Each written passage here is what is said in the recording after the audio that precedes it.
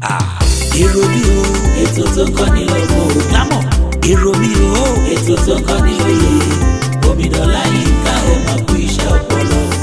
Aṣọ́tẹ́mẹ̀ TV lórí YouTube láti lè rí wo. Ìròbí o, ètò tó kọ́ ni lọ́gbọ́n o. Ìròbí o, ètò tó kọ́ ni lóye. Omidola Yinka ẹ̀ máa kú iṣẹ́ ọpọlọ. Aṣọ́tẹ́mẹ̀ TV lórí YouTube láti lè rí wo.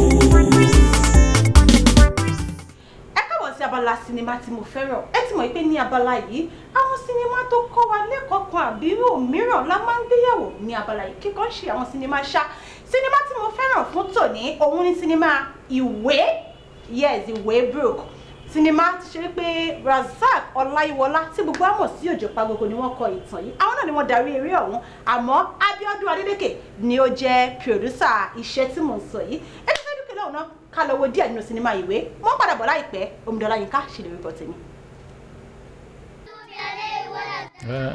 ẹ pẹ̀lẹ́ Ọlọ́run gbàdúrà bí a ti sọ náà ni kẹjẹ wà inshallah Ọlọ́run gbàdúrà wa ẹ pẹ̀lẹ́ ọdọ akẹkílé.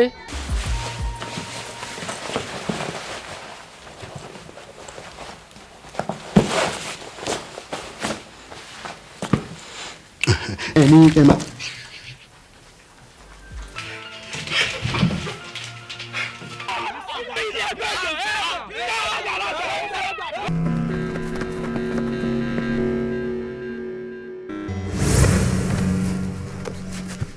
Padà sẹ́yìn níbi tẹ́ dé yẹn tẹ́ bá ní ẹ̀mí ara yín lò cause any other step forward ọ̀gbìn iná lè máa já sí. Àlùjọ níwò èmi ò ní pa níbi tí mo dé dúró yìí o. Ṣé rí àwọn àáfàá wọn lè máa sọ̀rọ̀ àmọ́ àwọn agbọ̀ràn ọdún wọ́n lè sọ di ìjà ẹ̀sìn mọ́ wa lọ́wọ́. láì ṣe Professor Bella ọlọ́wọ́ ọdẹ wá gbà mí èmi mọ̀ ọ́ dáadáa o mo mọ̀ ọ́ gidigidi mo mọ̀ pé wọn ò lè fi ẹ̀sùn àpààyàn kàn wọn ò sì lè sọ pé ó jalè àmọ́ tọ́ka bábù tí mo mọ̀ ni pé ẹnu rẹ̀ lè kó bọ̀. pé wọ́n tán bá lówó à ń ta páàtì ẹlẹ́yọ kọ̀ọ̀kan. bó ṣe máa jẹ́ nìyẹn. fi ilẹ̀ kẹ̀ báà ní ẹ ṣe máa ń fi yàn án lẹ̀ ni. ẹ wo kẹ́mi ogun bàbá ẹ wo àwọn ni wọ́n dé o wọ́n láti rí yín tuntun sáwọn lọ́wọ́ wọ́n ní àwọn èèyàn sọ pé agbára àlùjànnú lẹ̀ ń lò ìyìn ló máa wèèyàn máa rọkọ̀ bọ̀gìnì fún yín ẹ̀gbá wọ́n kówó fún yín ẹ̀gbá wọ́n tún kọ́lé fún yín tó ju ti bí ìlọ ẹ̀gbá lọ́wọ́ wọn. Yes, I'm ready. I'm spending my money now. Money now. I'm chopping my money now. Money now. I'm rocking my money now. Are you with the man? Are you with the man? The next one we will do, we will not let the people go. Are you here? Are you with the man? We are going to make more money. The more money we make, the more pop we are popping inside the club. Are you with the man? Are you with the man? Are you with the man?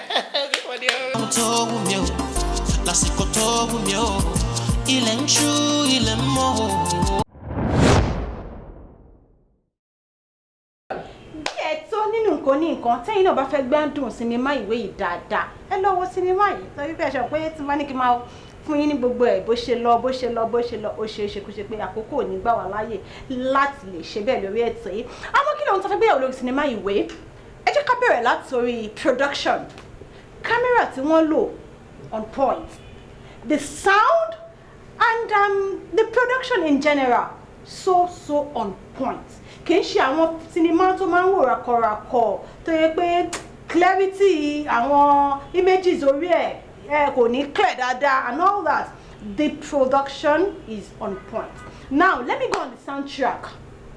I love the soundtrack because mo try láti gbọ́ soundtrack yẹn mo try in fact mo láti díjú mi pé okay mo fẹ́ mọ̀ bóyá mo lè guess movie yìí from the soundtrack and one thing that I don't like tẹ́mi ò like ni pé kí n máa mọ content movie nínú soundtrack I don't like it because ihun tí most of èèyàn fi máa ń ba Yorùbá movie jẹ́ nìyẹn wọn á ní tó bá ti gbómi báyìí ó ti mọ nǹkan tí movie yẹn wà all about yes sọ pé soundtrack pé kì í ṣe part of the movie is very very important in any movie but the soundtrack ó ní láti jẹ́ eléyìí tí kò ní kò ní sọ bí movie ṣe rí gangan because tẹ́ bá gbọ́ àwọn soundtrack mi ẹ ti máa mọ gbogbo ohun tó wà nínú movie yẹn but this soundtrack of ìwé kò tan ìmọ́lẹ̀ sí movie yẹn kò try láti picture movie yẹn fún wa àmọ́ soundtrack yẹn náà ó sì fún wa ní clue but the clue tó fún wa yẹn kò jẹ́ kó jẹ́ pé a máa ti mọ̀ pé pẹ̀lú soundtrack ohun tó ṣẹlẹ̀ nínú fíìmù yìí ni kíní kan dalẹ̀ kíní kan ó padà gba ọkọ rẹ̀ ó padà ṣe because nínú soundtrack bí ẹ̀lú ní àti fi movie yẹn àti fi kọ gbogbo orin nínú soundtrack and the soundtrack it's very very on point. Then let me go on the cast. The cast. We have people like Anta Laniyan and it's my movie Anta Laniyan bá ti wà. We have people like Moji Afolayan, you know that woman now, on point. We have people like Adeniyi Johnson, you know, that handsome dude. We have people like Richie Akinkolapo. We have people like Akiolaya. We have Abiodun Adeleke, to director movie, and we have Tawa Adishefini. We have and so on like that. So I want to know in the movie. There are people that knows how to kill their character, and they did beautifully well. One shade da in the movie. Then we have, don't let me forget, we have one man that I love watching. Don't like him out. That is Okuno. So, but she can't be a movie nearby. Okoko center lọ sórí Okuno. Money, wow. Okay, it's going to be interesting now that we have this one. And by the time I found my issue, you know, but that wasn't what actually happened in the movie. Because I want to be able to say Okuno. I marry a funny character, a funny thing. Don't know she in the movie, you know. But still, one she dad in the movie. One area community. I find you lady have gidio, you know. But that was not what actually happened in the movie. Then, I just watch storyline.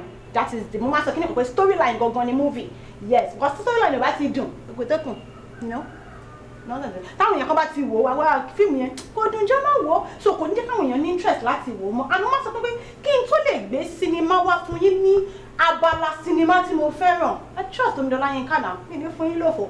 So the storyline is very very interesting, and nǹkan tẹ́mi fi pa kọ́ nínú storyline ni pé ṣé mọ̀ pé láyé ìsìn àti máa ń rí àwọn ọmọ kéwú kan tí wọ́n máa ń torí pé wọ́n ti kọ́ kéwú díẹ̀ báyìí tí wọ́n á bílí pé àwọn ti lè kó láwàlí sórí káwọn ti kó kinní kan sọ́rùn kán ti ní tẹ̀sùbá ńlá wọ́n bẹ̀rẹ̀ sí ní èmi náà ti ń ṣiṣẹ́ èmi náà ti ń woṣẹ́ èmi náà ti ń ṣe kinní kan, and I think it's just that you have to be calm. Àkọ́kọ́ sí kan téèyàn fi wàdùwàdù ṣe tí ò ní padà kó bá yàn. So and àwọn ẹ̀kọ́ mi tó tún kọ́yàn bẹ́ẹ̀ yẹn, and that's IWE, which is the title of the movie. But one thing tí èmi kọ́ ní tí mo kọ́ feel like pé mo wà confused about is kí ni àáfà ń fi ìwé yẹn ṣe nínú ilé, because the storyline is telling us that the àáfà is not making use of the book, and ó gbàgbọ́ nínú kó kírun yan nafila kó bọ́lọ́run sọ̀rọ̀. Then if that should be the case, so what happened? How come we come across this kind of IWE in the story, and then tó fi di pé ọmọ kéwú kan jí ìwé gbé and using it the wrong way, and it's blah blah blah blah. You know, I cannot tell you the story, you need to watch it. So me there's some story to all about me. So then what is the Afa doing with the book? With such a book? Then if the Afa has such a book, okay, àwọn ẹni mímọ́ t'Ọlọ́run wọ́n níbi tí wọ́n máa ń ti rí àwọn àyà kan tí anybody ò kọ mọ̀ láti fi gbàdúrà fún yàn and all that. Kí ló dé tí irú ìwé bẹ́ẹ̀ wà ní àrọ́wọ́tó ọmọ kéwú? So kí n kọ̀ wò pé okay, wọ́n kọ̀ fẹ́ fi kọ́ wa lẹ́kọ̀ọ́ ní ṣá. That is okay, wọ́n kọ̀ fẹ́ fi kọ́ wa lẹ́kọ̀ọ́ ní because tí ò bá sí ní àrọ́wọ́tó ọmọ kéwú, báwo ni ọmọ kéwú ṣe fẹ́ ní access sí ìwé, báwo ni ìwé yìí ṣe fẹ́ di ohun tí ó fa ní ọ̀pọ̀ yan nínú movie tá à ń wò yìí. So I think the storyline is very very interesting, and I can get the message very well. More get message clearly. Then let me go to the ending. The ending part of the movie. It's cool. It's nice. It's very very interesting. It's just that how I wish I want to keep more be ẹni tí ọ̀rọ̀ yìí dálé lórí, which is Abiodun Adeleke, bó ṣe padà regret action ẹ̀ though ó regret ẹ̀ though because ó bínú pé mi ò ní máa gbọ́wọ́ sí wọ́n kíní ìlẹ́nu mọ́ kíní ọ̀hún ẹ̀ lọ́wọ́ movie yẹn. Kò ní jù báyìí lọ lórí abala sinimá tí mo fẹ́ràn. Ẹ jẹ́ kí n mọ ìròyìn nípa sinimá ìwé mi ní under comment section. Ẹ jẹ́ kí n mọ̀ sinimá wo ni àwọn òṣèré ni wọ́n ń gbé sí orí ìtàkùn ayélujára àwọn ilé tí wọ́n fẹ́ gbé jáde. Ẹ jẹ́ kí n mọ̀ sinimá tó fẹ́ kájọ wò, kájọ jíjókòó wò, ká ṣe kí ni ká wá sórí ètò yìí, ká yẹ̀yẹ̀ wò, ká tún ṣe kí ni ká tún analyze ẹ̀ fún yín. Ní abala sinimá tí mo fẹ́ràn, ó tún di ní ọjọ́ mi ọjọ́ rẹ̀. Omidọ́lá Yínká Àjàní ní orúkọ tèmi. Bye. Èrò mi o, ètò tó kọ́ ni lọ́gbọ̀n o. Lámọ̀. Èrò mi o, ètò tó kọ́ ni lóye. Omidọ́lá Yínká ẹ̀ máa kú iṣẹ́ ọpọlọ. Aṣọ́tẹ́mẹ́ǹt TV lórí YouTube láti lè rí wo. Èrò mi o, ètò tó kọ́ ni lọ́gbọ̀n o. Èrò mi o, ètò tó kọ́ ni lóye. Omidọ́lá Yínká ẹ̀ máa kú iṣẹ́ ọpọlọ. Aṣọ́tẹ́mẹ́ǹt TV lórí YouTube láti lè rí wo. Dáàdì ẹ pè mọ́mì ẹ pè dáàdì, ẹ pa àwọn ọmọ kan wá wo èrò mi lórí ìlú, èrò mi lórí ilé. Bá ṣe lè gbégbé ayé ìrọ̀rùn láàrin ara wa. Ọlọ́gbọ́n la tọ́kùn, ọlọ́pọlọ làwọn àlejò. Tó fọ̀rọ̀ jó nítorọ̀ ọ̀rọ̀ káyé lè dùn ún gbé.